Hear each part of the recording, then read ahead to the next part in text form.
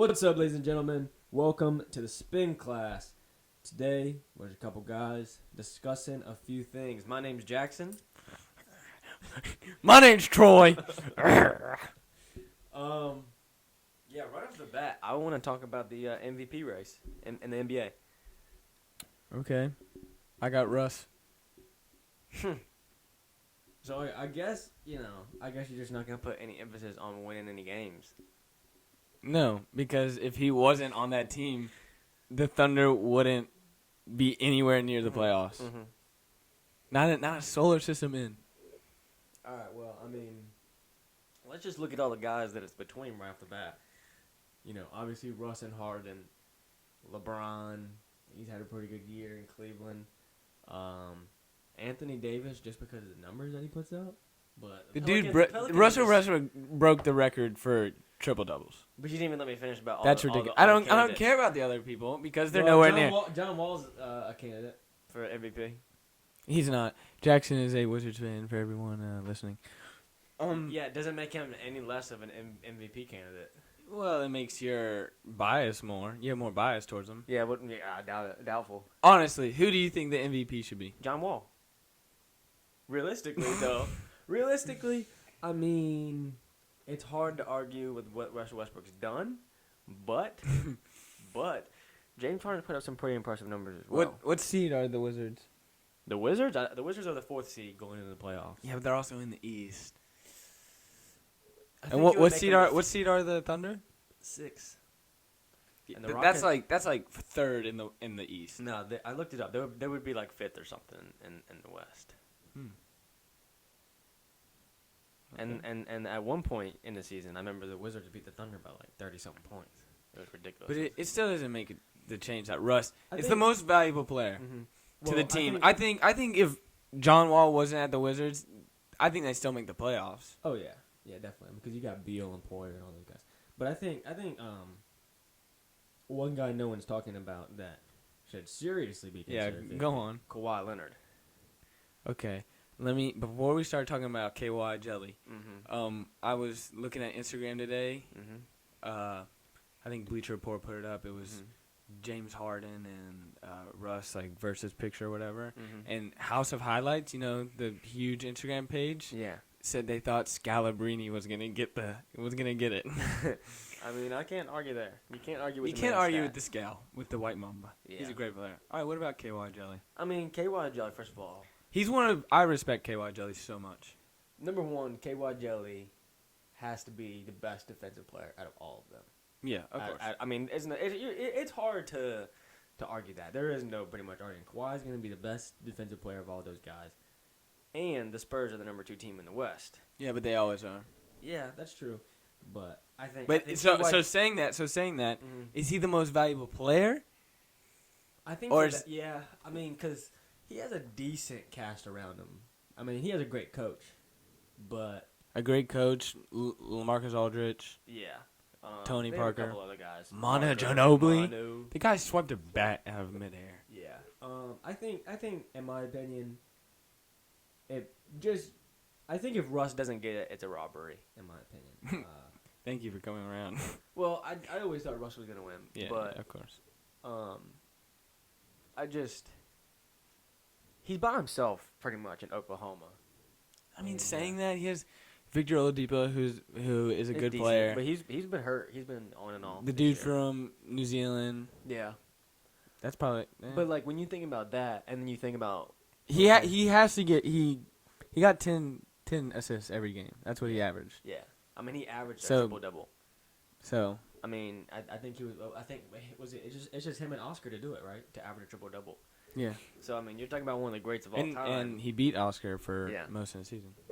So if you're talking about pure the title is most valuable player. Harden's put up some respectable numbers, and yeah, they have more wins, but Harden, I think he has a better team around him. And I think with OKC, when you had Durant leaving, that team was just Yeah, and sucked so dry. many people are rooting for Russell because of what KD did. Oh yeah. You're pretty much You're pretty much Hitler if you're rooting against Russell Westbrook and the Thunder. There it is, folks. But yeah, so I mean, I think honestly, I think it's tough to argue that Russ doesn't. All right, Get it's the official. MVP. Russell Westbrook is the MVP. You heard it here. All right, next subject is mine. It's going to be about judgment. And, you know, you have all these people out here saying, only God can judge me. Or, in fact, don't judge me. Yeah. And I'm out here Yeah. saying, judge every single person you come across. not their looks, not the way they walk or something, but how the way they act. That's what Martin Luther King said. Judge people on the content of their character, not the color of their skin. I'll go. Don't. What was that? He said, "Don't judge them on the color of their skin, but on the content." Of their, that's what I'm trying to do. And first of all, when people say only God can judge me, if you're a Christian, that's not true. Yeah. Thoughts? I mean, that's just that. I mean, well, first of all, that's in the Bible. So I mean, there's stories in the Bible that back that. But you know, I think sometimes you can judgment can sometimes turn negative very fast. Because sometimes, you know, I think you read a book by its cover and everything, and sometimes that doesn't necessarily turn out the right, like it doesn't turn out what you thought it is. I mean, don't read a book by its cover, just saying, for a reason. But the saying, I'm coming out and saying the saying that only God can judge me is not true. If you walk up and punch a baby in the face, I'm gonna judge you, and it's going to be well founded. Yeah, it's gonna be appropriate. I'm out here judging. Assad for killing his own people viciously. Yeah, hey, big time. And that's what no one will say. And by the saying "don't judge me," you know, when someone says, "Hey, don't judge him," right? You don't judge him. You're judging him. Yeah, that's not nice. The person who's saying that is judging the person saying it. Like, I'm judging you, saying that's wrong. What you're doing is wrong. I'm gonna judge you for that. Yeah. Well, that's hard to say, but also I'm kind of joking. Yeah. I mean, I don't know. I think it's a icy topic. You know what I mean? Like. And I do think judgment in the short term won't help, but in the long term, I think it will. Yeah. I think people, when you first do it, be like, "Shut up, dude! Get out of my face. I'm fine the way I am." Blah blah blah. But then they think about it. They want to change it. So I think it's good. I think judgment's definitely good. But yeah. So moving on. Next, I want to bring up a current event. Oh heck yes, let's go. Let me hear it, Daddy. I want to just talk about, you know, the United States Air Force. Listen, if you're a tunnel inside of Afghanistan, but you didn't even let me finish. You're not safe. You didn't let me finish. Finish, please. Yeah, I'm just talking about the United States Air Force. You know, aim high, fly, fight, win. Out here, dropping the biggest non-nuclear combat a bomb in U.S. combat history. The mother of all bombs. Massive. What is it? Bombs. Massive ordnance. I forgot the rest of the other two. But it's a big bomb. I think it's 22,000 pounds. It's a big beast. So, you know, it's a big thing, and it's funny because they actually have they put parachutes on it, and Really? I was explaining why, and it's basically because like it's kind of like just to direct it, but in a slower way, because if you think about it, it's dropped from like a pretty high, you know, height. Yeah. And if you imagine how fast that thing was going when it would hit, it's almost like a bullet at that point. Yeah. So they gotta kind of slow it down, and it kind of helps it be a little more accurate. How I was explaining to it. And I saw pictures of this thing. That thing is massive. It's huge. It's incredible. Yeah. Well, it's nuts because the guys that are on it's carried on a C-130, which is pretty much like just a big cargo plane. It's not even meant to be. It's not really meant. It doesn't have any other purpose other than just like carrying stuff. And like this thing. The guys that are on the plane actually have to like push it out. I mean, I'm sure there's some type of mechanical help, but they literally had to push this thing out. It's just like- Massive ordnance air blast. That's what it is. Massive ordnance air I, blast. I like mother of all bombs though. yeah, I saw that pop up on my phone. I was like, damn. Yeah, mother of all bombs is just. absolutely much. I also better. think that Trump doing this, Mm-hmm. I think, yeah, he wanted to get rid of these tunnels or something like that. But he's also flexing his muscles big Oh, and yeah. hard. Definitely to Russia and to Syria, but also to ISIS. also to ISIS, but mainly to North Korea, Oh yeah. who we've been talking, who have been in the news a lot this week. But I think also two things. One, he's flexing his muscle to the American people too. And anytime the Americans, we show off that, hey, we have the baddest military in the world, people they get behind that, and then everyone develops that sense of patriotism. Yeah. Once they're like, yeah, we have the baddest military in the world fighting for us. But two, I think someone that hasn't been really in the news and getting much credit Is Secretary of Defense Mad Dog. Ooh, Mad James Dog. Mattis. Mad Dog Mattis. No What a one's bad really been boy. talking about him, but they That's call a him Mad Dog for a bad reason. boy. Bad boy. But yeah, so I mean, in my opinion, I definitely am behind the bombing, but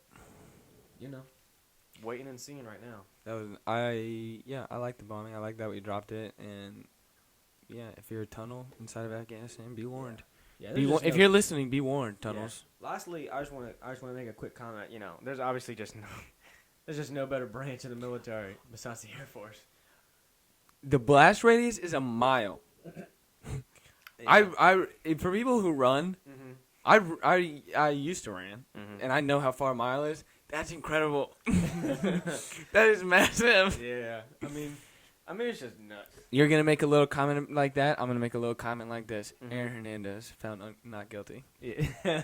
All right. Yeah, but that was for like a 2012. That wasn't for like the Odin Lloyd thing. Okay. Yeah, thanks for clearing that up. I think he's still serving like 2 life sentences with no parole. Yeah, Whatever. He's cute. He's cute though.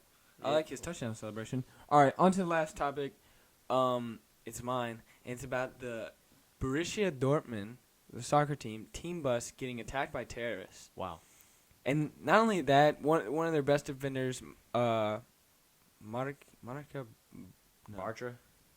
yeah, I forget his first name. Mark, something like that. Mark Yeah. Bartra.